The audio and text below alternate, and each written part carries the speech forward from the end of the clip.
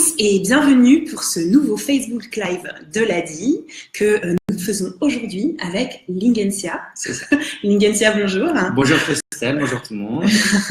Alors Lingen est avec nous aujourd'hui pour nous parler de sa spécialité, le personal branding. Mais avant d'entrer dans le vif du sujet, on va d'abord te demander, Lingen, de te présenter. Donc tu es entrepreneur et spécialiste, coach en communication digitale. Est-ce que tu peux nous en dire un petit peu plus? Très bien. Tout d'abord, merci de m'accueillir ici dans ce beau décor avec les toits enneigés. Alors moi, je me suis lancé il y a 8 ans à mon compte malgré moi. Malgré toi, explique-nous, parce qu'il y a plein d'entrepreneurs qui nous suivent et le moment où on se lance, c'est quelque chose d'intéressant. Alors moi, pour tout te dire, sans aller trop loin, mais au collège, je voulais être fonctionnaire. Moi, mon idée, c'était… De fonctionnaire à entrepreneur. Je voulais travailler à la CAF, travailler de 9h à 17h et profiter de ma vie après le travail. C'était ma conception du travail quand j'étais au collège. Et j'ai fait des études en économie internationale, un master à Paris 1. Et en fait, après, donc j'étais avec mes parents à Shanghai et après le décès de ma mère, j'ai dû m'occuper de mon père qui était âgé et je devais rester à la maison pour m'occuper de lui. Du coup, j'avais pas d'autre choix que de gagner de l'argent à travers Internet parce qu'il voulait pas aller en maison de retraite. Et c'est comme ça que j'ai découvert le monde du blogging, du web marketing et que j'ai commencé à lancer plein de blogs. Donc, c'est comme ça que j'ai démarré des blogs sur les produits Apple, sur le développement personnel. Et très rapidement, j'ai commencé à raconter mon parcours parce que j'étais passionné par tout ce qui était blogging, toutes les opportunités qu'offrait le web. Et c'est comme ça que je me suis créé mon expertise en aidant les gens, en racontant mon parcours. Et donc, j'ai été salarié aussi à un moment. Donc, ça fait 7 ans maintenant, 7-8 ans maintenant que je suis spécialisé dans tout ce qui est création de contenu, blogging, vidéo YouTube, podcasting. Et j'ai découvert il y a 2-3 ans que en fait, tout ce que je faisais, ce qui me différenciait des entreprises traditionnelles, c'était la partie personal branding. C'est que moi, j'ai pas la force de frappe d'une entreprise comme IBM ou Apple ou Intermarché.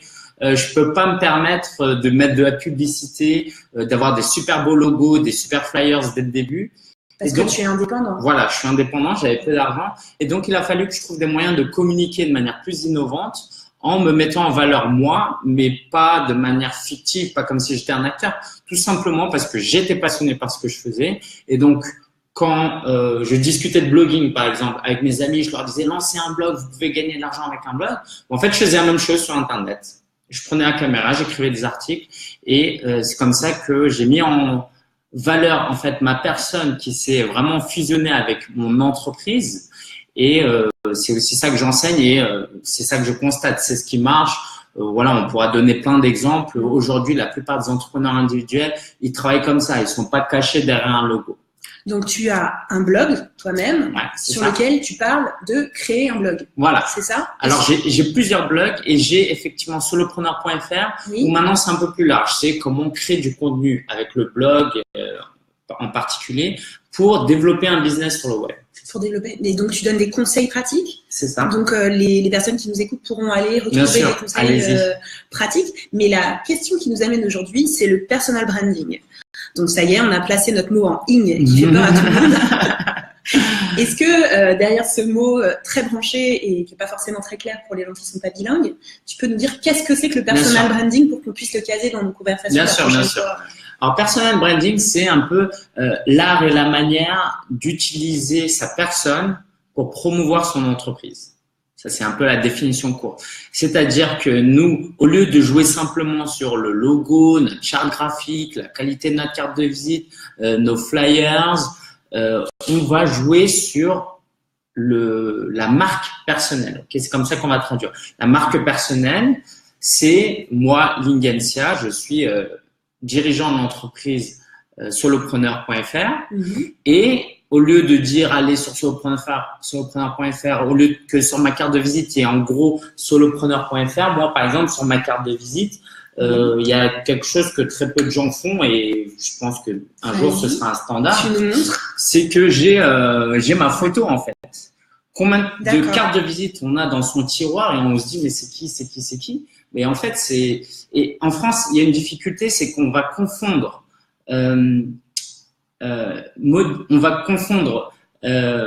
cette volonté de vouloir se montrer, d'être célèbre et le fait de simplement se vendre. C'est-à-dire que les gens ont une pudeur, une modestie qu'il n'y a pas, par exemple, aux États-Unis. C'est pour ça qu'aux États-Unis, ça marche bien. Aujourd'hui, on veut être pudique, mais c'est parfois une fausse pudeur ou c'est parfois une timidité. Et ça, évidemment, on a chacun nos différences et notre personnalité. Mais on se dit non, mais je vais pas me vendre, ça le fait pas. Sauf que dans la réalité, tu vas à une soirée de networking, tu serres la main à quelqu'un, tu débarques pas avec ton logo. Bonjour, je suis cette entreprise. Bonjour, je m'appelle Truc, je suis le dirigeant de cette entreprise. C'est-à-dire que dans les éléments qui définissent ta marque, il y a solopreneur.fr, donc le nom de ta marque avec son logo, mais autant ou avant tout, tu vas nous le dire peut-être, il y a l'intelligentsia, c'est-à-dire l'intelligence qui est derrière l'offre solopreneur.fr. C'est ça, c'est aussi important ou c'est plus important? Alors, ça va dépendre des entreprises, du type de business et aussi de sa personnalité. Évidemment, moi, je force pas les gens à faire des vidéos YouTube. Beaucoup de gens viennent, ouais, mais j'ai peur. Bon, déjà, il y a la vraie peur qui est qu'on n'aime pas et il y a la peur, c'est une excuse pour ne même pas essayer. Ça, je mets ça à part. Mais il y a des gens qui simplement n'aiment pas trop. Donc, tu n'aimes pas trop te montrer devant une caméra, mais tu peux écrire peut-être des articles et raconter quelques anecdotes. Par timidité, effectivement, on n'a pas forcément envie de s'exposer avec son visage. Et c'est totalement compréhensible. Et c'est bien, on n'est pas tous amenés à être, à faire des selfies tout le temps, si c'est pas dans le caractère des gens. Mais l'idée, c'est que les gens, quand ils veulent acheter vos produits, alors sauf si vous êtes vous êtes plombier, il y a quelqu'un qui a un problème dans sa cuisine, il prend le premier numéro, il réfléchit pas, il n'a pas le temps de vous googler, de voir qui vous êtes, il vous appelle. Ok, donc là, le personal branding, il n'est pas très important. J'allais te le demander, effectivement, est-ce que ça correspond à toutes les activités? Parce que là, il y a des gens avec des activités très différentes qui nous regardent. Si on prend le cas du plombier, tu as un problème de plomberie, tu vas sur Google, tu tapes plomberie, tu prends les pages jaunes, tu prends le premier numéro, tu appelles. Ok, ça, t'as pas besoin de personal branding a priori. Quoique tu sais pas exactement à qui tu vas avoir affaire. Voilà, mais c'est le risque. Mais en réalité, comment tu fais? Tu vas peut-être regarder les avis quand même, c'est important. Mais par contre, si tu es plombier, tu peux de manière proactive t'insérer un peu dans la pensée des gens pour que le jour où ils ont besoin de quelqu'un, ils se disent pas, je vais aller sur Google, il va se dire, ah mais tiens, lui un jour il m'a filé une carte. Lui, j'ai déjà vu sa photo quelque part. Je vais contacter cette personne-là. Donc, c'est une manière plus forte, en fait, de marquer les esprits et peut-être de se démarquer de sa concurrence. Dans la liste, effectivement, des pages jaunes ou dans l'urgence, on peut appeler peut-être quelqu'un qu'on n'identifie pas bien, qui ne sera pas à l'écoute de nos besoins. Là, tu penses qu'en se mettant en avant de façon proactive, on peut… D'autant plus que, Geneviève l'a disait ici, le maître mot, c'est passion. D'autant plus que la plupart des gens qui suivent ce live-là, c'est pas des gens qui se sont dit, allez, je vais me lancer dans l'entrepreneuriat, j'ai pas envie. Non, c'est très souvent des gens qui ont une passion. Et quand on a une passion, on n'a pas envie de passer juste pour un vendeur. On n'a pas envie d'être juste une page web avec des prestations. On a envie que les gens connaissent, comprennent notre passion. Pourquoi on fait ce métier? Pourquoi on est un peu meilleur que les autres? Et on a juste envie de le communiquer. Et le personal branding, c'est ça. C'est pas, on va pas mettre un acteur pour apprendre un texte par cœur. C'est, vous êtes passionné, vous êtes le fondateur, le dirigeant de votre boîte. J'imagine que quand vous en parlez à vos enfants, vos parents, votre épouse, votre mari, vous êtes super content et excité. Pourquoi vous ferez pas ça avec vos clients potentiels? C'est tout simplement ça. Et dans ce sens-là, c'est dommage que les gens se cachent derrière une page à propos, dans des mentions légales, dans les CGV. Mettez-vous en avant sans trop en faire, en restant vous-même, mais simplement qu'on vous connaisse, quoi. Parce que le plombier, quand il va venir, il va pas venir cagouler, il montre son visage. Donc, pourquoi ne pas le faire sur Internet? Voilà, c'est moi qui vais venir avec ce visage, je vais venir. Pour peu que vous êtes un peu souriant et que vous mettez quelques preuves sociales qui montrent que vous avez tel client, des témoignages clients, là, vous cartonnez. Donc, il s'agit d'incarner sa marque. Est-ce que tu peux nous expliquer comment on fait? Donc, tu parles de montrer son visage. Donc, j'imagine qu'il y a la photo, mais explique-moi, est-ce qu'il y a d'autres outils pour faire du personal branding? Alors, la photo est importante parce que aujourd'hui, quand vous googlez, le Google d'aujourd'hui, c'est plus le Google d'il y a 5 ans. Quand vous googlez un nom, prénom, parce que au cas où vous le saurez pas, vos prospects, vos partenaires potentiels le font, ok? Quand ils googlent votre nom, prénom et pas simplement votre entreprise, ils vont tomber sur des photos, voire des vidéos.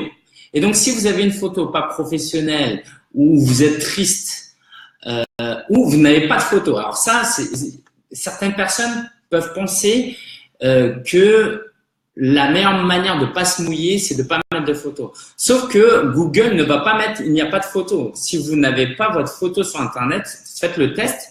Google va vous montrer des photos de personnes qui n'ont rien à voir avec vous, parce qu'il va essayer de trouver par élimination qui est cette personne-là. Des homonymes. Voilà, des homonymes ou quelque part, ça peut être très loufoque, quoi. Je vous invite à tester. Et donc, la première chose, c'est la photo. Si vous la mettez sur vos réseaux sociaux, ça peut être mis en avant très très rapidement parce que des sites comme LinkedIn, comme Twitter, Facebook, Instagram sont quand même mis en avant par YouTube, par Google. Alors que quand vous commencez, vous mettez juste votre photo sur votre site internet, ça va mettre un peu de temps avant d'apparaître dans les résultats de recherche. Donc, commencez par créer. Alors, ça va dépendre du business de chacun évidemment, mais créer une page LinkedIn. Ça prend quelques minutes. Et LinkedIn, pour ceux qui ne sont pas familiers, est-ce qu'il y a des métiers qui ne sont pas connectés? LinkedIn, c'est… Bien sûr. C'est quoi? Alors, LinkedIn, si vous voulez, pensez au Facebook d'il y a 10 ans. C'est la même chose que le Facebook il y a 10 ans, mais qu'avec des professionnels.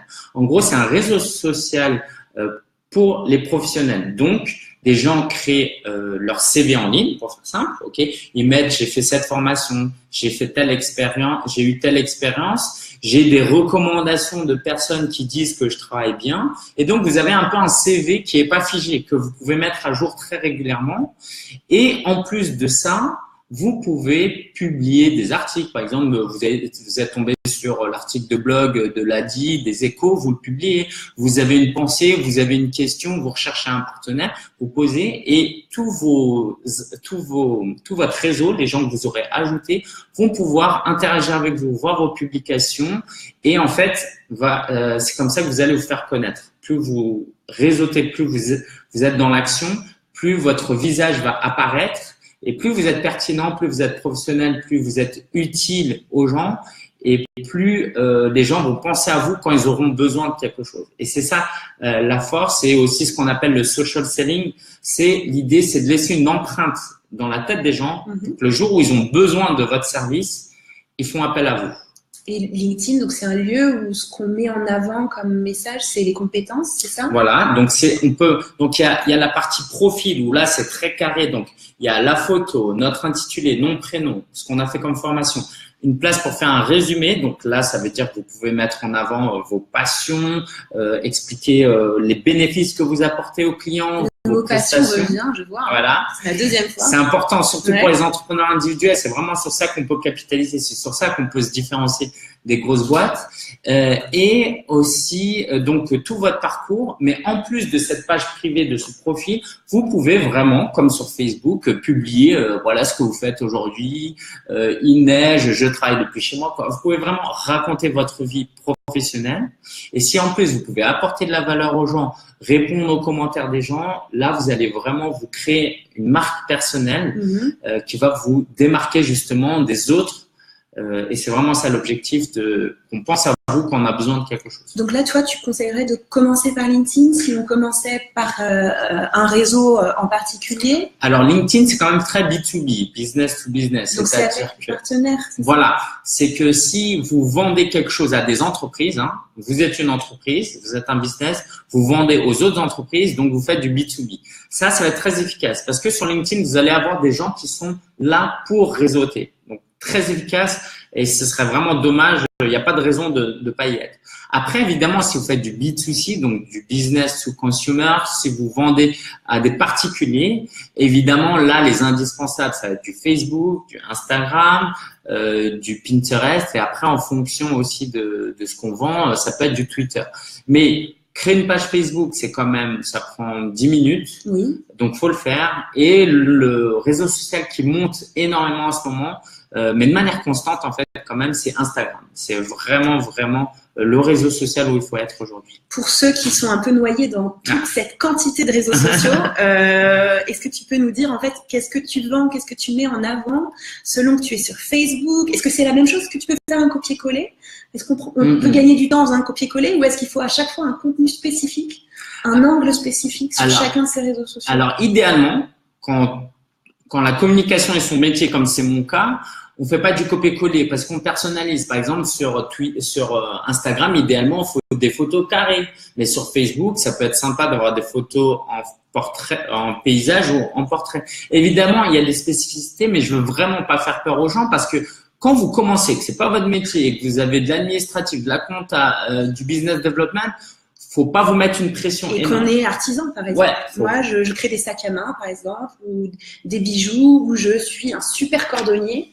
Et effectivement, je passe mon temps à fabriquer, à créer. Il faut que je puisse optimiser mon temps. Qu'est-ce que tu conseilles? Alors, on installe Instagram, on a créé un compte Facebook, un compte Twitter.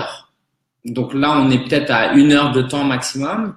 On connecte tout à Instagram. Et moi, ce que je ferais, c'est que je prendrais en photo avec mon portable et l'application Instagram des photos de ce que je suis en train de produire.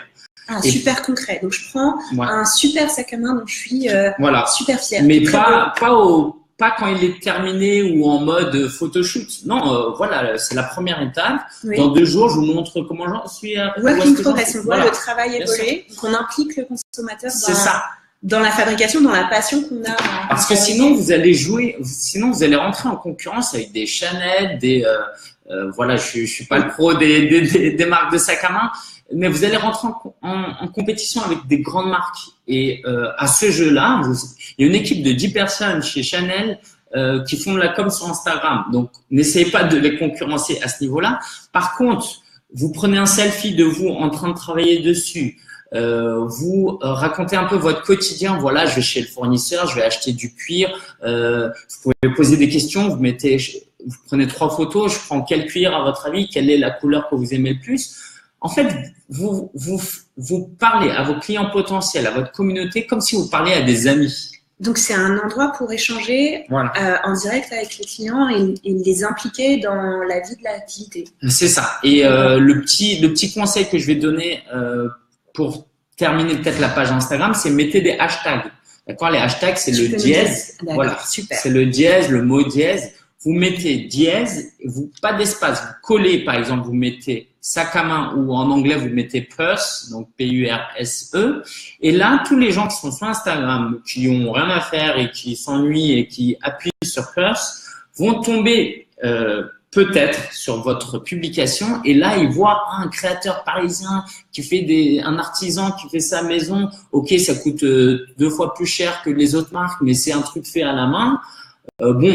Soit j'achète, tant mieux, ou soit tiens, je m'abonne et puis dans 3 mois c'est l'anniversaire de ma femme, tiens, c'est vrai qu'un jour je suis tombé sur celui-là, peut-être que je vais acheter, ou peut-être je vais taguer dans les commentaires, je vais dire regardez ce sac à main, c'est chouette, ou l'aspect personal branding, c'est regardez ce monsieur, cette dame, elle est vraiment impliquée, elle raconte son quotidien, c'est vraiment intéressant. Moi, par exemple, en ce moment, je suis Paul Taylor, je sais pas si tu connais, c'est pas du tout. What the F Friends, il fait un show sur Canal+.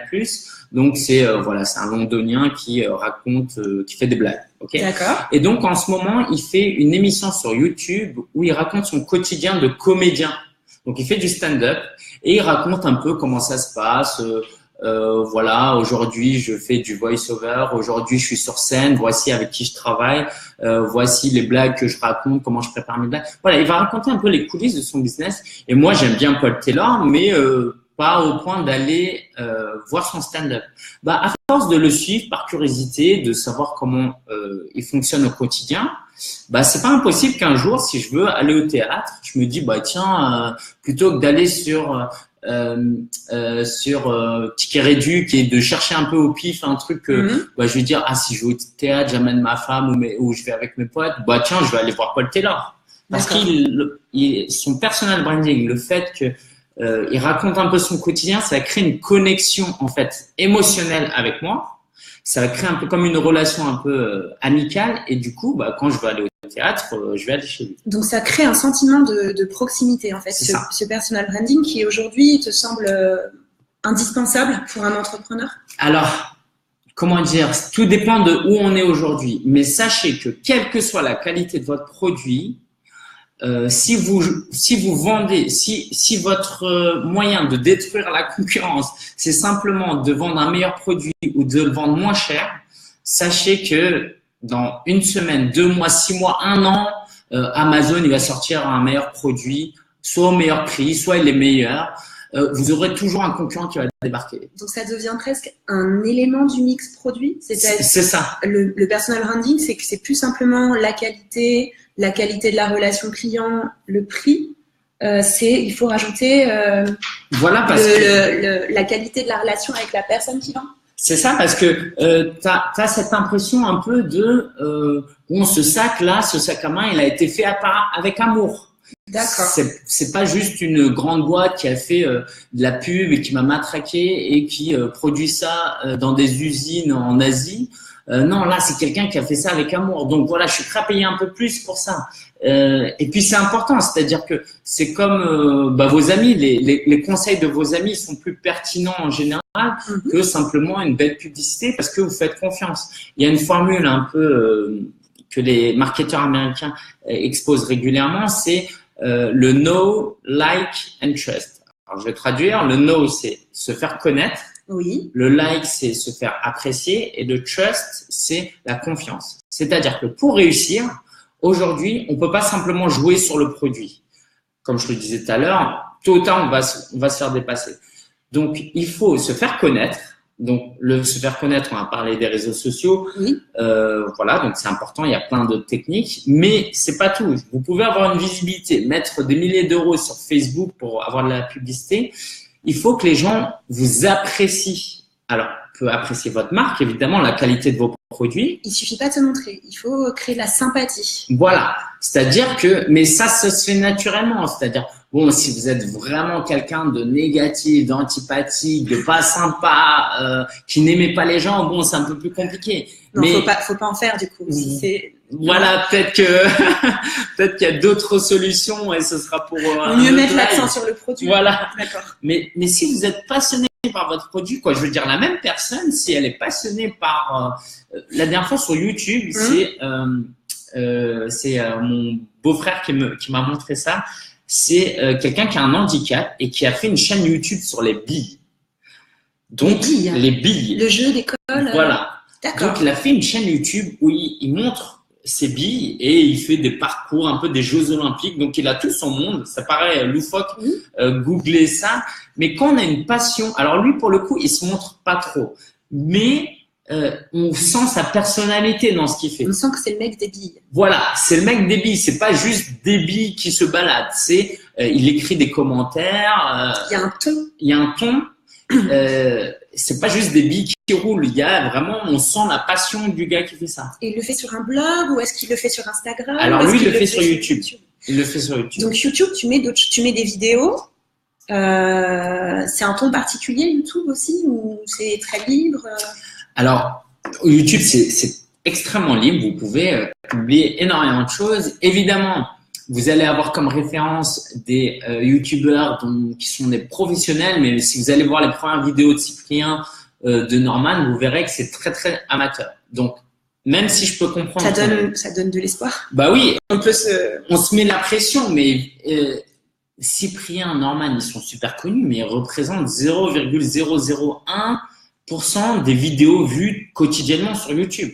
La plupart des gens, on tombe très souvent sur des vidéos un peu amateurs, mais qui apportent de la valeur. Et c'est ça. Moi, par exemple, j'ai fait un tutoriel sur Twitter. Un jour, j'ai commencé, les gens me posaient des questions et je fais un tutoriel sur Twitter qui était de qualité moyenne. J'ai eu beaucoup de vues. Je me suis dit, il y a du potentiel. Et ben, je vais faire une mise à jour de cette vidéo. J'ai vu qu'il y avait encore beaucoup de vues. Et ben, j'ai refait une mise à jour. Et aujourd'hui, cumulé ces 3 vidéos, elles ont été vues près de 400 000 fois. D'accord. Et donc tout ça, ça a commencé par moi qui, dans un bar à Shanghai, dans un café, j'ai pris un micro et j'ai fait mon tutoriel avec du bruit. C'était très amateur. Et puis j'ai avancé et les vidéos d'après, je me montrais en fait, parce que juste suivre une vidéo tutoriel de 20 minutes, voilà. Mais si vous montrez votre tête dans le tutoriel, j'épargne les détails, mais si vous avez des questions, posez-moi, je peux vous présenter des applications pour faire ça. Donc moi, quand je fais des tutoriels, je montre pas, j'enregistre pas juste mon écran. Par exemple, je dis allez cliquez ici, cliquez ça, donc les gens voient mon écran. Mais en bas à droite, ils me voient moi en train de présenter cette vidéo. Et donc de temps en temps, ils s'ennuient, ils voient ma tête. Oh tiens, il est sympa. Oh tiens, là il est drôle. Oh tiens, là il fait une grimace. Là il bug. Là il sait pas trop ce qu'il dit, mais c'est marrant. On voit qu'il est passionné. Et les gens accrochent, ils like, ils commentent. Et c'est comme ça que je me suis fait connaître. Dernièrement, j'ai un prospect qui est devenu client parce qu'il m'a vu sur YouTube. Il a vu mes vidéos sur Twitter, mes tutoriels. Il est allé sur max.fr, donc une plateforme de mise en relation avec les freelances. Il a cherché quelqu'un pour l'accompagner sur de quelque chose sur les webinaires.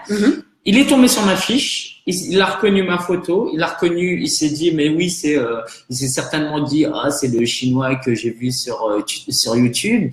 Et puis là il a fait le lien et puis là il s'est dit, il m'a eu au téléphone, il m'a dit voilà j'ai vu plusieurs personnes, je vous connaissais, je vous ai reconnu, je vous ai appelé et c'est là que ça lui a donné confiance, ça a créé de la confiance. En fait. Exactement. Et j'aurais pu faire ce tutoriel sans ma tête, mais il m'aurait jamais reconnu. Il n'aurait jamais fait le lien entre l'expertise à laquelle le produit, l'expertise à laquelle il pouvait avoir accès et toi. Et donc le fait de pouvoir t'identifier a semblé cette dernière pièce de confiance pour motiver l'acte de Exactement. Voilà. Le no like and trust, et à la fin, il a gagné cette confiance. Et quand vous gagnez la confiance des gens, c'est beaucoup plus facile de vendre. Vous ne vendez plus en fait. Alors ça paraît un peu utopique comme ça, mais ça se fait pas non plus du jour au lendemain. Mais quand vous avez moi par exemple, je suis un fan d'Apple, je fais confiance quoi. Je me dis pas, oui là ils sortent un portable en septembre, est-ce que j'ai confiance ou pas? Donc j'ai confiance en la marque, donc j'ai confiance au produit. Voilà. Donc c'est ça. Et donc en tant qu'entrepreneur individuel, vous n'avez pas tout le budget marketing d'Apple. Mais vous pouvez créer cette émotion, cette marque à travers votre personal branding. D'ailleurs, Apple a utilisé Steve Jobs comme ça aussi. Oui. Voilà. Oui, il a mis en avant effectivement un leader un peu charismatique qui incarnait complètement la marque et la vision. Mais là, toi, c'est très intéressant ce que tu viens de dire, mais effectivement, sur YouTube, tu vends du contenu de formation et c'est ça que tu vends après. Est-ce que YouTube, tu le conseillerais pour d'autres types d'activités? Je reprends toujours mon artisan cuir qui fabrique des sacs à main ou le restaurateur. Est-ce que YouTube s'est approprié aussi tu penses pour ce type d'activité? Alors c'est un peu plus prenant que juste faire des photos parce que ça demande un peu plus de matériel. Mais bon, si vous parlez pas, par exemple, un smartphone peut suffire. S'il n'y a pas de bruit autour, le micro de votre smartphone peut suffire. Sinon, vous branchez un micro. Il y en a pour 50 €. Pareil, si vous posez la question, je peux vous donner des références. Donc, vous avez un micro-cravate. Ok, comme ça, il prend juste votre son et puis là, vous présentez. Il neige là. Aujourd'hui, il neige, mais le restaurant est ouvert. On vous dit à tout à l'heure. Et cette vidéo, je la laisse sur YouTube ou bien je peux la mettre sur d'autres réseaux sociaux? Je peux la réutiliser? Alors là, la vidéo que je viens de donner, c'est un peu ce qu'on appelle du snap content. Ok, c'est un peu on parlera de Snapchat. Voilà. Alors, Snapchat a vraiment évolué grâce à ça, mais l'idée c'est de faire du mini contenu pour les réseaux sociaux. Donc peut-être de l'instantané. Voilà, de l'instantané pour le côté direct, un peu comme ce que vous faites avec vos amis. Regardez quand vous envoyez des selfies à vos amis. Sur la page Facebook du restaurant, par exemple, je partage le lien. Bien sûr. Et c'est vrai que sur YouTube, là pour le coup l'exemple c'est pas forcément le plus opportun parce que sur YouTube on s'attend quand même à un contenu qui est moins temporel, un contenu où plus travaillé, où vous présentez les choses. Mais même quand je dis ça, il y a depuis 2-3 ans, il y a la mode des vlogs, par exemple. Les vlogs, c'est le fait de raconter un peu son quotidien sous forme de vidéo. Et là, on n'a pas besoin d'être très pro. Moi, je fais ça avec mon smartphone. Par exemple, quand j'ai publié mon livre, quand j'ai écrit mon livre avec Erol, dès le début, je me suis dit, je vais filmer un peu mon parcours et les coulisses pour que quand je sors le livre, les gens, déjà, ils sont tenus au courant que j'ai sorti un livre parce que ça fait 3 mois que je leur parle de mon livre. Mais sauf que je leur en parle pas en mode achetez mon livre, il va bientôt sortir, il est trop bien, regardez. Non, je leur ai vendu l'expérience. Je leur ai dit voilà, regardez, j'ai fait ça, j'ai eu ça comme difficulté, j'ai eu ça comme bon point. Et puis maintenant le livre il est sorti, achetez-le. Et donc ça fait plus d'1 an maintenant que toutes les semaines, je publie 1, 2, 3 vidéos où je raconte un peu mon quotidien. Où je raconte. Alors, je disais. Je reprends parce qu'il y a une toute petite coupure. Pas de problème. Donc, dans mon vlog, je raconte mon quotidien d'entrepreneur. Parce que moi, ce que je veux encourager les gens, c'est il y a beaucoup de vendeurs de rêves, disons, sur le web qui encouragent à l'entrepreneuriat de manière très un peu utopique. Faites ci et puis vous pourrez vivre dans des îles paradisiaques au bout de 6 mois. Faites ci, c'est un secret et puis vous pourrez en travaillant 4 heures par semaine. Voilà, il y a plein de discours comme ça et moi, à contre-pied de ça, j'ai voulu montrer mon quotidien. Les hauts, les bas, les galères, les défis, les joies. Et donc, en créant ce type de contenu, je gagne vraiment la confiance des gens. Aujourd'hui, les gens, quand ils viennent, c'est pas toujours tes conseils sont les meilleurs parce que voilà, on peut pas être le meilleur tout le temps partout, d'accord. Par contre, les gens me disent non mais toi ce que tu dis c'est vrai, tu es authentique, on peut te faire confiance. J'aime beaucoup ce que tu fais parce que tu es fidèle à tes valeurs et ça c'est extrêmement important. Et du coup, quand moi je vends une formation, je vends du coaching, je vends mon livre, bah les gens ils se posent pas la question de si le livre il est bien, si je suis sérieux parce qu'ils m'ont vu, ils m'ont observé pendant des mois. Donc, ils t'ont vu surtout dans plusieurs environnements parce que toi, tu es présent sur plusieurs réseaux sociaux. Le fait d'être présent sur plusieurs réseaux sociaux, ça crée des connexions, c'est important d'être présent sur plusieurs. Je parle pour des gens qui ont une activité qui est prenante en dehors de l'animation du réseau social. En termes de hiérarchie, être présent sur Facebook, sur Instagram, sur YouTube, sur Twitter. Twitter, on ne parle pas tout à fait aux mêmes personnes, je crois, que sur Facebook. Bah, je peux différencier un petit peu, je vais en parler, mais juste avant que j'oublie, l'excuse de j'ai pas de temps, voilà. Un restaurateur, par exemple. Donc là, peut-être les restaurateurs nous regarderont, je pense, en différé. Mais imaginons un restaurateur qui est à fond depuis 10 heures du matin pour lancer le service. Alors, le restaurateur qui remplit sa salle tout le temps, bon, ok, lui, voilà, je vais pas débattre avec lui. Mais combien de fois on va dans un commerce et on voit, voilà, le vendeur, il attend ses clients, quoi. Je veux dire, à midi, tous les restaurants ne sont pas pleins. Donc, combien de fois tu rentres dans la boutique et tu vois le gars, il est sur son portable, il fait rien. Donc autant capter quelque chose. Bah oui. Dire on vous attend par exemple. Voilà, où il y a une promo en ce moment, où voilà, j'ai pas encore de clients dans la salle, mais bon, je vais pas mettre ça en valeur. Je vais aller dans la cuisine, je vais faire un petit live avec le chef. Aujourd'hui, c'est quoi le plat du jour? Voilà, les gens ils vont pas voir qu'il y a pas de clients. Par contre, ça va leur donner envie et ça peut même. On n'est pas là pour tromper les gens, mais on est là pour attirer l'attention sur. Nous, on fait un travail de qualité, on est passionné. Bon, voilà, le chef, il prépare ça aujourd'hui. Mais ça permet de montrer l'ambiance, ce qui ne permet pas forcément de montrer effectivement une photo sur un site statique. C'est ça, c'est ça. Et puis voilà, imaginez le gars, il travaille un jour, il s'ennuie à midi, on se pose tous la question, on va manger où? Il traîne un peu sur Facebook, il tombe sur cette vidéo, il y a plus de chances qu'il aille dans votre restaurant. Et donc, si on est sur ces différents,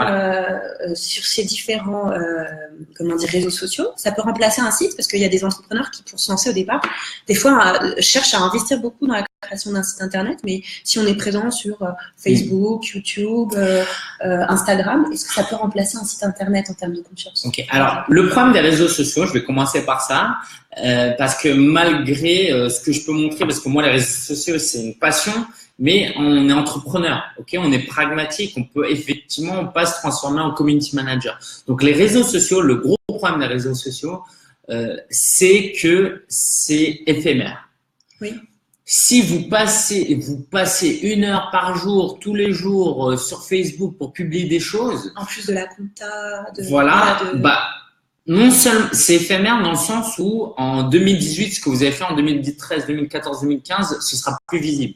Et donc c'est un peu dommage parce que vous capitalisez pas sur ça. Ok, l'idée c'est de recycler, de créer du contenu que vous pouvez garder. Et dans ce sens-là, moi je fais la promotion des blogs parce que les blogs, c'est juste pour faire un point, c'est rien d'autre qu'un site internet avec du contenu. Okay. Plus facile à administrer pour un spécialiste. Si on utilise WordPress, par exemple, c'est assez facile à utiliser.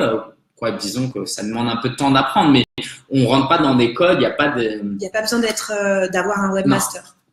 C'est ça. Et donc l'idée, c'est d'utiliser le blog et YouTube d'une certaine manière pour créer du contenu un peu plus intemporel.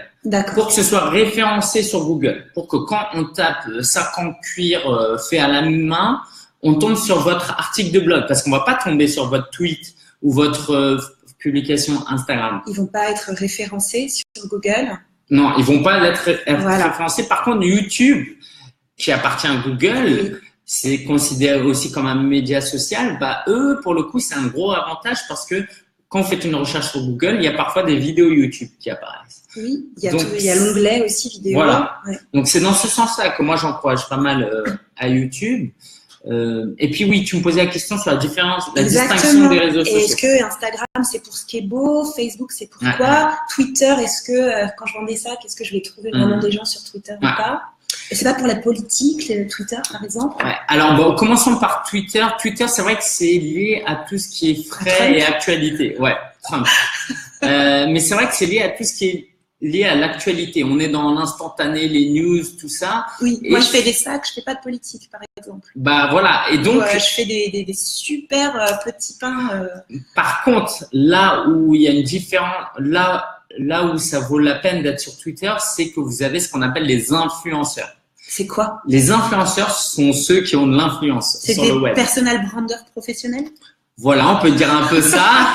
C'est des gens qui font de la curation. Alors voilà, on pourrait faire un glossaire de tous les mots qu'on a employés aujourd'hui, mais la curation, c'est par exemple le fait de relayer des autres infos. Donc, c'est des gens qui relayent des infos et qui sont perçus comme des références sur une certaine thématique. Sur des centres d'intérêt. Voilà. Donc, vous, par exemple, vous allez peut-être avoir le journaliste de Vogue, qui s'occupe des pages sac à main. Voilà, bien sûr, qui est sur Twitter. Que j'identifie du coup.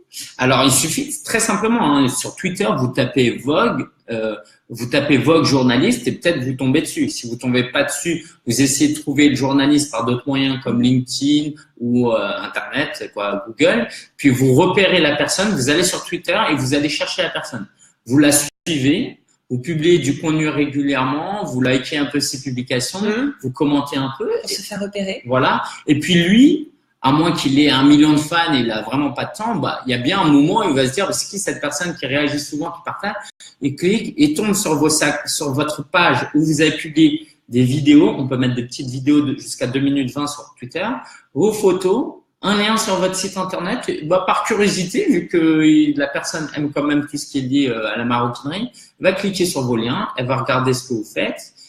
Et puis, si votre produit est bon et que pour peu que le créateur est un peu sympathique parce qu'il s'est mis en avant, bah, il vaudra peut-être vous interviewer. Et là, vous avez une opportunité énorme. Vous n'avez pas besoin d'avoir un attaché de presse. Ça, c'est donc Twitter, c'est un bon point parce que c'est une vraie question des entrepreneurs dont le métier n'est pas les relations presse. Ça semble un peu mystérieux quand on a un métier manuel ou autre. Donc, il y a les journalistes, les influenceurs, les blogueurs. On peut y avoir un accès direct sur Twitter. Exactement. Et ça, c'est une opportunité qu'on a dans le monde actuel. C'est-à-dire que il y a 20 ans, quand tu n'avais pas de réseau, tu étais cuit, quoi. Fallait vraiment galérer pour te faire ton réseau. Aujourd'hui, en y mettant un peu d'énergie et de passion, on peut se créer une audience, un réseau. Et moi, j'ai connu pas mal de gens comme ça. Parce qu'il faut pas le voir juste, c'est un truc sur le web. Moi, par exemple, j'ai interagi avec pas mal de gens sur les réseaux sociaux, comme Jordan Zangney qui est là, par exemple. Salut. Et quand on s'est vu pour la première fois, alors je me souviens pas exactement, mais c'était certainement un salon, bah je me suis dit, bah sa tête là, je l'ai déjà vu. J'ai déjà vu un peu son contenu. Bah lui aussi m'a déjà vu. On se serre la main, le feeling il passe plus rapidement, le lien se fait plus rapidement. Et puis on network dans la vraie vie. Et puis, ça c'est la question de Jordan. Je sais pas si tu as vu, il nous pose une question, mais ce personal branding, c'est vraiment que du tout numérique. Est-ce qu'on est plus humain en faisant que du numérique? Voilà, très bonne question. Ou est-ce que ça peut se passer ailleurs que sur ces réseaux sociaux? Bah, si je prends l'exemple de Jordan, il y a l'année dernière, on a fait une conférence à 2 ensemble. Mais ça, tout ça. Donc une conférence, c'est du personal branding aussi? Alors, dans le sens où les bénéfices du personal branding, c'est que en montrant nos visages sur Twitter, on s'est serré la main plus facilement, on s'est connu, on a fait connaissance plus facilement et donc les collaborations derrière étaient plus intéressantes. Donc sa question c'est Voilà. Et donc, quand on s'est vu, on a créé un lien plus rapidement. Et je peux vous citer comme ça des dizaines de noms. Donc, le personal branding, ça peut être aussi aller, j'imagine, dans des événements où on rencontre des entrepreneurs dans le même domaine, aller voir les autres restaurateurs dans les salons de restauration, les autres créateurs de sacs à main dans les salons de la création. C'est aussi se rencontrer en vrai. C'est pas, donc on n'est pas obligé de faire tout sur le. Je pense que c'est une bonne précision qu'on aurait même pu dire un peu avant. En fait, le terme de personal branding, dans 10 ans, on n'en parlera même plus parce que c'est une évidence. C'est-à-dire que là, ce que je vous dis depuis tout à l'heure, c'est une évidence. De se mettre en avant pour valoriser sa marque, c'est ce qu'on fait tous les jours. Quand vous accueillez un client dans votre boutique, bah vous souriez, n'est-ce pas? Vous êtes à son écoute, vous êtes bien habillé, vous présentez bien, et puis vous parlez. Si la personne est curieuse, vous allez lui raconter un peu pourquoi vous avez monté cette boîte, pourquoi vous avez créé ça. C'est un truc, c'est vraiment extrêmement basique. Il y a rien d'innovant. C'est juste qu'aujourd'hui, avec le web, on a des leviers beaucoup plus puissants. Je vous ai parlé tout à l'heure Et gratuit. Je vous parlais tout à l'heure de mes vidéos sur Twitter qui ont été vues 400 000 fois. Bah, dans la vraie vie. Avant de rencontrer 400 000 personnes, qui vont t'identifier pour tes compétences. Et puis, je suis pas disponible 24 heures sur 24, 7 jours sur 7, à 3 heures du mat quand le gars il a une insomnie et qu'il veut un tutoriel sur Twitter. Donc, dans ce sens-là, le personal branding sur le web est extrêmement puissant parce que en faisant une bonne publication, en racontant votre journée, par exemple, sur Snapchat, sur les stories d'Instagram, vous pouvez toucher beaucoup de personnes. C'est un réseau social qui est suivi surtout par les jeunes et qui est un peu mystérieux pour les plus âgés, dans lesquels je m'inclus. Ça sert à quoi? Et est-ce que on a l'impression que c'est plutôt du divertissement avec des masques, avec des têtes, des oreilles de lapin, mais pour un entrepreneur, c'est pour vendre un produit, pour vendre une expertise, Snapchat. Alors, en France, dans notre contexte actuel, si on a une clientèle qui est plutôt jeune, ça vaut vraiment le coup. Pourquoi? Parce que effectivement, les jeunes sont dessus. Même si ça disparaît au bout de 24 heures, c'est ça, ça disparaît. Alors oui, peut-être le concept, c'est ça, c'est qu'on fait des publications, des mini-vidéos ou des petites photos qui sont éphémères. Et en fait, le côté éphémère a quelque chose d'extrêmement précieux parce qu'aujourd'hui, sur le web, on est dans une guerre de l'attention. C'est-à-dire qu'il y a énormément de contenu et finalement, quand vous leur dites, bah écoute, je viens de publier une petite vidéo là, mais écoute, elle est disponible que 24 heures. Si tu la regardes pas, tant pis, tu pourras plus jamais la voir. Et ben du coup, j'attire ton attention parce que tu dis, ah bah non, il faut que je regarde. La fameuse FOMO, la peur de passer à côté de quelque chose. C'est ça, ben exactement, c'est ça. Et quand les gens regardent vos publications, ils voient que votre publication sur Snapchat. Et c'est la même chose pour les stories sur Instagram. Donc, c'est la possibilité de publier des photos, des vidéos qui restent que 24 heures. Donc, l'avantage, c'est que quand moi, je regarde votre story, je regarde que ça prend la taille de tout mon écran et je vois rien d'autre. Et ça dure très peu de temps, donc je vais moins zapper parce que je sais que de toute façon, ça dure moins longtemps. Donc l'attention, elle est entièrement, donc on mémorise mieux. Enfin, ça c'est la mémorisation, c'est un facteur très très important pour une marque, pour être impactant. C'est ça, exactement. On mémorise mieux et puis il y a cette émotion qui va passer plus facilement. Quand vous publiez sur Facebook, sur Twitter, quoi. Voilà, ça c'est le geste qu'on fait au quotidien. On zappe, on défile. Tu parles d'émotion. Est-ce que c'est un élément important en fait du personal branding? Est-ce que c'est juste de l'information qu'on transmet dans notre identité en tant qu'entrepreneur, ou est-ce que c'est aussi du partage d'émotions? Qu'est-ce que tu en penses? Alors, je pense que j'apprends rien aux gens quand je leur dis que la grande majorité des achats qu'on fait sont faits pas seulement par rationalité, mais parce que c'est l'émotion qui nous pousse à quelque chose. Ok, bien sûr, on va regarder les prix, etc. Mais très souvent, quand on fait attention à nos achats, c'est l'émotion. C'est cette marque-là, elle a l'air cool, ce restaurant, il est beau, ça donne envie. Puis cette personne, elle est sympathique. Moi, par exemple, tous les prestataires de services, il faut que vous sachiez que vos clients, vos prospects, ils ne connaissent pas vos compétences. Vous pouvez mettre un portfolio des références, mais demain, tu veux recruter un développeur web. Comment tu vas vérifier qu'il est bon?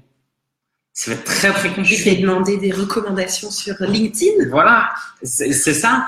Mais à un moment donné, tu vas appeler les 3 développeurs que tu as gardés en liste et tu vas voir que à compétences égales, celui qui est un peu plus sympa, qui est plus souriant. Donc, la manière dont il met en avant sa personnalité. Voilà.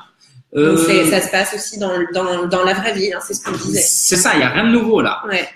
Donc, c'est pareil, vous faites ça sur le web. Donc, en parlant d'émotion, c'est ça, c'est que quand vous êtes sympathique et que vous êtes souriant, vous pouvez dire je vends du développement web à 500 € la journée. C'est pas la même chose que je vends une prestation de développement web parce que c'est quelque chose que j'aime et que je fais depuis 5 ans. Voilà, vous pouvez travailler avec moi si vous voulez. Si vous voulez qu'on passe un peu plus de temps pour que je vous explique comment je travaille. Et en fait, quand vous êtes passionné, vous véhiculez automatiquement de l'émotion. Et on retrouve ce mot de passion qui vous avez été mis en commentaire au début de ce live. Si tu le veux bien, Lingen, j'aimerais bien qu'on réponde aux questions parce qu'il y en a pas mal qui ont émergé au cours de ce live.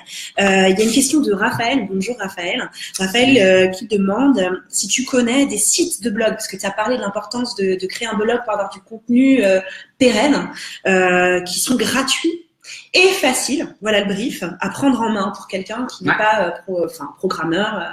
Est-ce que tu as des Alors là, je recommande vivement wordpress.com. Wordpress.com. W-O-R-D comme un mot, presse comme la presse sans le E, wordpress.com. Pourquoi je recommande cette plateforme? C'est parce que quand vous allez créer un blog gratuitement sur WordPress, vous pourrez passer beaucoup plus facilement après un blog qui utilise le logiciel libre WordPress. Ok, c'est ce qu'on appelle un CMS, c'est un logiciel de blog. Pour faire simple, quand vous voulez créer un site internet, très rarement vous partez d'une feuille blanche et vous créez un site internet. Vous utilisez un moteur et aujourd'hui, la grande majorité des sites aujourd'hui utilisent le moteur WordPress. Et donc, ce WordPress qui est gratuit, c'est un logiciel libre, vous l'installez sur un hébergeur. Et ça vous coûte 50 € par an avec votre nom de domaine. Qu'est-ce que tu appelles un moteur? C'est-à-dire que tu as toute la mécanique. Voilà, c'est ça. Tu n'as pas à assembler les pièces et après, tu as juste quoi? À peindre la carrosserie? Alors, à choisir une carrosserie qui sont gratuites. Donc, il y a des payantes et il y a des gratuites. Donc la mise en page en fait du site. La mise en page. Et après, votre siège, vous le réglez vous-même. Et puis, voilà, vous conduisez et c'est très simple. C'est compliqué, mais quand on pense qu'on a la possibilité de créer un site web seul, cette difficulté-là, relativement à ce qu'on devait faire il y a 15 ans où on devait payer 20 000 € pour un site web, c'est rien du tout. Il y a plein de créateurs, effectivement, il y a quelques années, financés par l'ADI, qui avaient besoin notamment de financer ce type de besoin. Et donc, WordPress.com, une fois que vous êtes habitué à cette plateforme gratuite, si un jour vous passez à un site qui est auto-hébergé, je ne rentre pas dans les détails, vous allez utiliser la même technologie et vous allez être très à l'aise. D'accord. Okay. C'est les mêmes blocs. Voilà. Vous retrouvez la même logique. Parce que c'est la même architecture. Et c'est une architecture qui est intuitive. Qui est intuitive, mais sinon qui est encore plus facile à utiliser. Il y a Medium, medium.com, ok.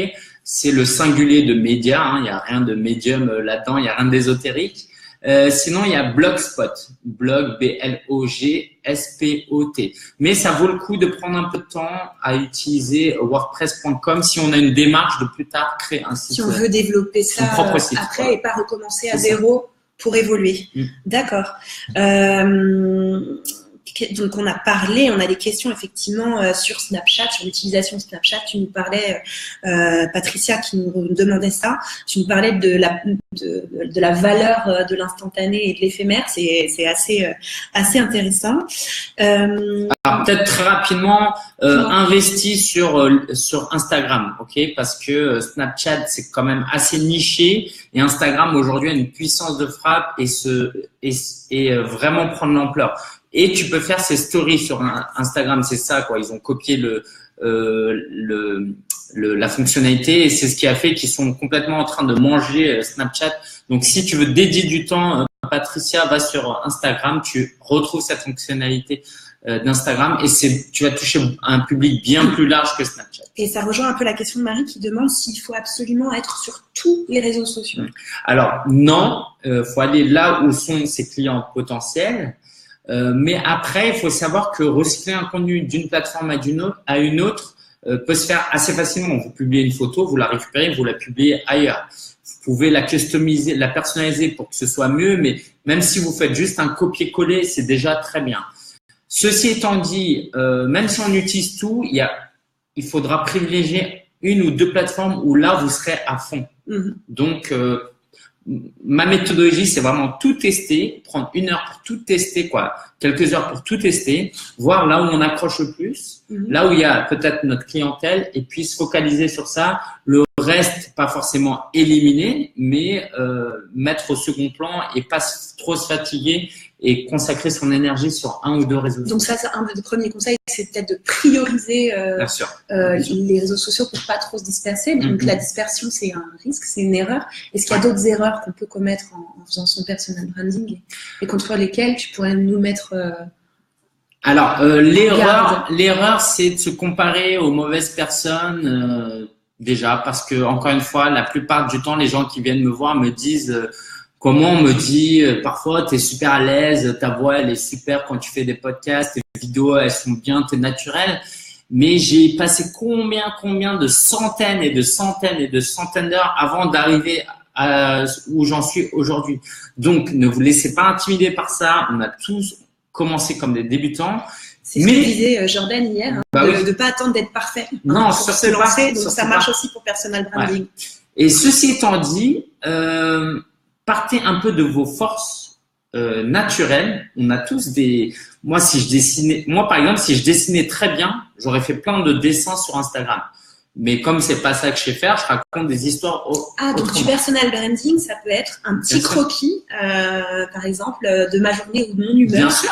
Et en fait, on m'identifierait comme un dessinateur. Effectivement, il peut y avoir ce type d'activité créative. C'est ça.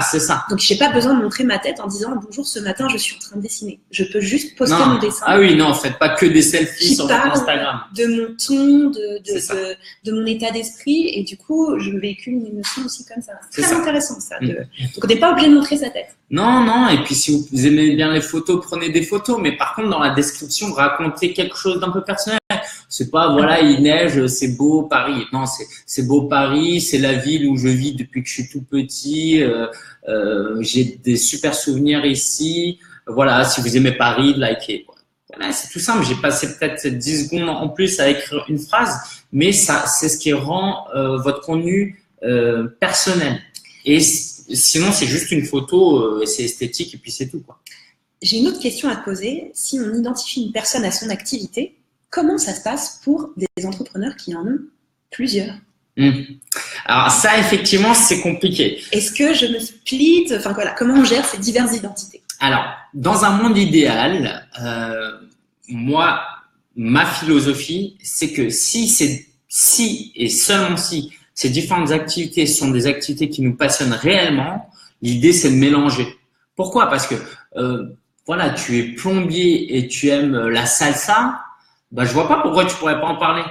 Pourquoi? Parce que je veux dire, moi je cherche un plombier, je le vois, bon, c'est pas que sur sa page d'accueil il y a lui en train de danser la salsa, mais je vois sur son Instagram le gars il apprend la salsa. Moi je me dis le gars il est sympa Ah ouais, je me dis ça aussi. Voilà. Mais effectivement, est-ce que tu penses que ces autres clients vont le prendre au sérieux? Moi j'adore la salsa. Je trouvais très sympa. Je choisirais lui. Après c'est peut-être un peu naïf ce que je veux vous dire, mais vous pouvez pas attirer tout le monde. Et si le gars il est en mode la danse c'est nul, je veux pas travailler avec ce plombier. J'ai envie de dire, c'est un client qui va vous saouler d'une manière ou d'une autre. Évitez-le. Ce qui est intéressant, c'est que dans cette démarche de personal branding, c'est un peu l'anti-CV. Le CV, c'est l'outil qu'on a tous connu pour présenter nos compétences, avec un côté très sérieux. On a tous une photo sur notre CV qui ne nous ressemble pas à nous dans la vraie vie. Donc, du coup, ce que tu dis, c'est que là, c'est l'occasion, en fait, d'être vraiment soi-même. Bien sûr. C'est le conseil que tu donnes? Bien sûr. À partir du moment où vous êtes passionné, je veux dire, vos amis, vous leur cachez pas vos activités. Moi, je fais du foot. Je vais pas dire quand je parle à cette personne, je vais lui cacher le fait que je joue au foot. Non, voilà, je dis je joue au foot, j'aime bien le sport. Quoi, il y a rien de honteux et au contraire, c'est là que vous allez créer du lien avec les gens. Il y a rien de pire que le gars parfait qui a des superbes photos, tout est parfait, tout est très bien écrit, et on voit que il a pas de défaut. Tout ce qu'il fait, c'est son boulot. Il fait que des sacs à main, Il va jamais manger, il part jamais en vacances. Il n'a pas d'autre vie. Bon, au bout d'un moment, on se dit bon, c'est un robot ce gars, et c'est pas intéressant quoi. Dans nos amis, si vous pensez un peu à vos amis, vos amis, ils n'ont pas une monotâche ou une monopassion, ok? Et vous parlez pas toujours de la même chose avec vos amis, d'accord? Donc après, ceci étant dit, après c'est du cas par cas. Je peux pas donner une formule parfaite pour tout le monde, mais je pense qu'il y a moyen de valoriser des choses et de les combiner. En tout cas, tu as déjà donné un beau panel de façons de s'exprimer sur les réseaux sociaux, de faire du personal branding sur les réseaux sociaux et dans la vraie vie, qu'on soit consultant, coach ou cordonnier, créateur de sac à main. Donc, merci beaucoup, Lingen, d'avoir donné tous ces conseils avec plein de détails hyper concrets qu'on peut retrouver sur ton blog, donc solopreneur.fr.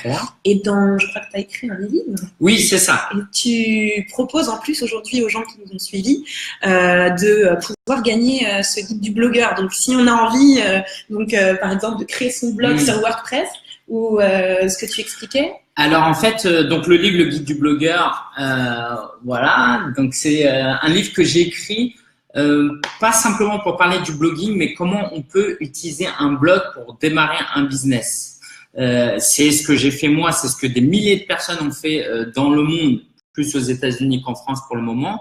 Et l'idée de ce livre, c'est comment on peut petit à petit créer un blog, parler de sa passion et puis commencer à vendre des prestations, vendre des produits en e-commerce. Donc les gens qui sont encore au tout début ou qui sont pas encore lancés, qui ont des idées et qui veulent avoir un guide qui les accompagne de A à Z, peut-être pas jusqu'à Z, mais jusqu'à M, N ou O, vous pouvez participer au jeu concours que j'ai prévu. Donc, il suffit juste de vous inscrire, je tire au sort, je vous inscris à ma newsletter et puis je vous tiendrai au courant des différents contenus que je vais faire. Je lance aussi une formation sur le personal branding, sur le personal ce dont branding, on vient de parler. Voilà.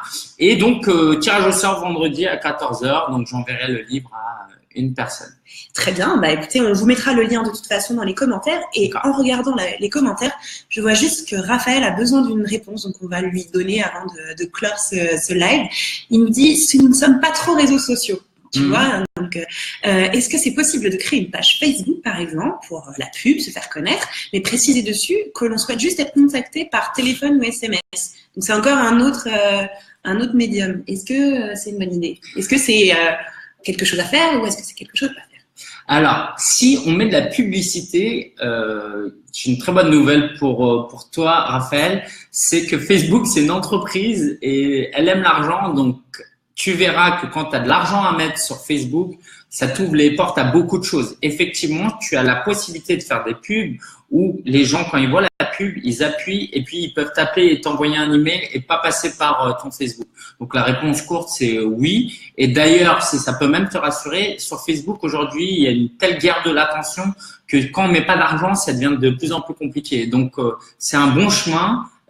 Tente la publicité Facebook, je pense que c'est vraiment une très bonne idée. Juste pour ceux qui savent pas, Facebook, on peut cibler par zone géographique, on peut cibler par sexe, par âge, par centre d'intérêt. Donc, si vous arrivez à cibler votre persona, votre client idéal, vous pouvez mettre de la publicité et le toucher. Et même avec 10 € par jour, vous pouvez commencer. Très bien.